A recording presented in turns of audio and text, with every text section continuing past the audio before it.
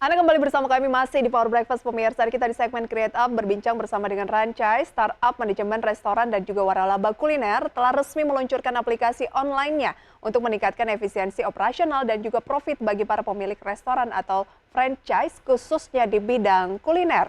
Di saat yang bersamaan, Rancai juga mengumumkan telah meraih pendanaan tahap awal yang dipimpin oleh East Ventures. Investor lain yang turut berpartisipasi dalam putaran pendanaan ini antara lain adalah Genesia Ventures, Arise MDE Ventures, kemudian juga ada I Need Six, Prasetya Widyarma, Alto Partners, dan juga Angel Investor. Bisnis kuliner merupakan salah satu bisnis yang memang menunjang perekonomian di tanah air saat ini. Dan industri ini berkembang pesat, tercermin dari tingginya konsumsi masyarakat Indonesia. Para pebisnis kuliner dituntut agar terus berinovasi agar tetap bisa bersaing atau menggarap demand yang terus berkembang. Perkembangan bisnis kuliner dipengaruhi oleh pengelolaan atau sistem manajemen yang baik. Dengan menggunakan teknologi, para pengusaha akan bisa meningkatkan profit dan juga meningkatkan output dari usaha. Solusi manajemen yang ditawarkan oleh Rancai memiliki 3 produk utama yaitu supply chain management yang memudahkan operasional restoran yang memiliki banyak outlet, mulai dari pengaturan dan juga pengadaan stok, bahan baku, hingga pengaturan akses data perusahaan yang fleksibel. Fitur berikutnya adalah point of sales yang diharapkan dapat meningkatkan penjualan dengan operasional transaksi dan juga pelayanan yang ringkas dan cepat. Lalu fitur terakhir adalah online ordering. Fitur ini memungkinkan pengusaha membuka channel restoran untuk menerima pesanan pelanggan langsung dari aplikasi dengan bantuan layanan pengiriman dari pihak ketiga. Dan untuk membahas tema menarik kita kali ini mengenai bisnis lancar dengan aplikasi manajemen franchise dan juga restoran, sudah tersambung dengan Daniel Witono, founder dan juga CEO dari Rancai.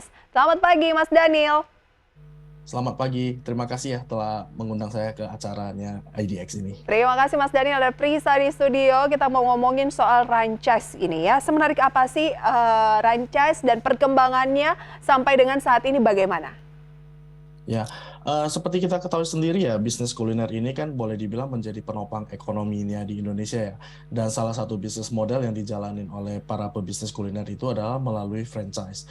Boleh diketahui 60% muala bara ataupun franchise yang dijalani di Indonesia itu adalah bisnisnya kuliner. Jadi sangat membantu ya atau menopang ekonomi di Indonesia itu sendiri.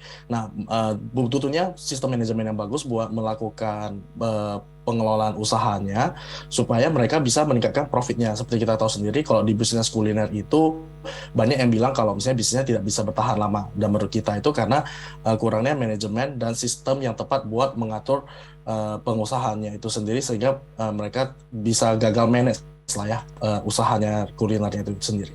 Oke, fitur-fitur apa? Tadi sudah sempat disampaikan juga ya fitur yang ada di Ah, Rancai. Tapi boleh mm. lebih detail apa keunggulan dari Rancai dibanding dengan pesaing mungkin?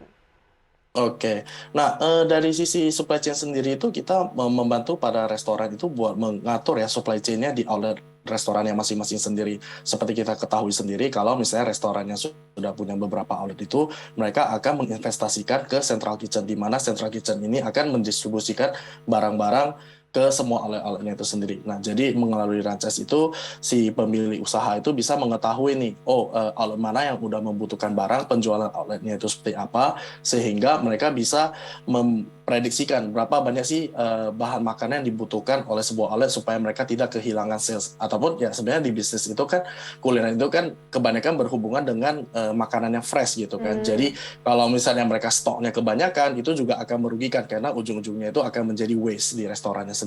oke, demand-nya sejauh ini seperti apa?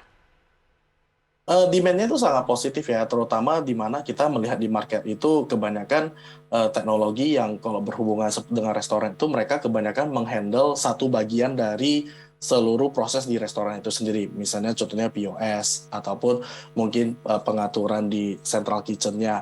Nah, sedangkan di Rances ini kita benar-benar nge-provide end-to-end solution buat si pemilik restorannya itu sendiri. Sehingga si restorannya itu tidak kewalahan ketika mereka mau menganalisa data karena semua data yang tersimpan di Rances itu sudah terintegrasi. Jadi dari depan sampai belakang itu mereka punya visibility yang jelas untuk mengatur bisnisnya. Oke.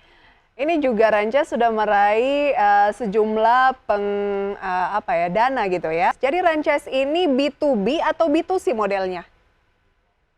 Ada B2B ya mainnya, tetapi juga kita ada membantu restoran itu juga menjualkan langsung ke si customer-nya mereka. Tapi pada dasarnya itu bisnis kita itu lebih fokus ke B2B. Oke, berarti solusi seperti apa sih kalau antara B2B ini yang ditawarkan dari franchise terhadap restoran-restoran ataupun waralaba yang ada di franchise? Oke, nah solusinya itu basically kita punya supply chain management di mana restoran bisa mengatur inventory sama supply chain-nya di seluruh outlet dari brand itu sendiri. Kita juga ada POS system yang kita bangun khusus buat segmennya restoran, dan kita juga ada online ordering di mana restoran ini bisa menjualkan barangnya secara online kepada customer-nya langsung, dan kita bantu secara pengirimannya melalui third party juga. Oke, berapa pendanaan yang telah diraih sejauh ini dan dimanfaatkan untuk apa saja, Mas Daniel? Buat pendanaannya sebesar gimana sih sebenarnya kita tidak mendisklosnya buat saat ini, tetapi Oke. buat digunakan untuk apa, itu pastinya kita akan fokuskan pada pengembangan produk ya. Mengingat kita juga masih startup baru, banyak hal yang masih harus kita kerjain supaya produk kita itu lebih kuat di pasar, dan pastinya kita akan memasuki ke ranah pemasaran. Target ke depan dari franchise? Pastinya kita ingin menjadi teknologi yang dipercaya oleh para pemilik bisnis kuliner ya, untuk menjalankan usahanya sehingga mereka bisa meningkatkan profitabilitas dari usahanya mereka sendiri.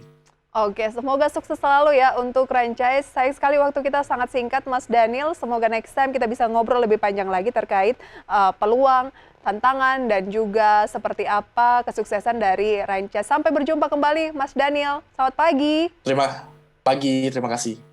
Dan perbincangan bersama dengan Daniel Witono, founder dan juga CEO dari franchise ini menjadi penutup perjumpaan kita pada pagi hari ini, pemirsa, dalam Power Breakfast. Dan semoga apa yang kami perbincangkan dari awal sampai dengan akhir ini bisa menjadi referensi dan sumber informasi untuk Anda. Dan saya Prisa Samudatu pamit undur diri. Selamat pagi pemirsa dan sukses selalu untuk Anda. Salam sehat.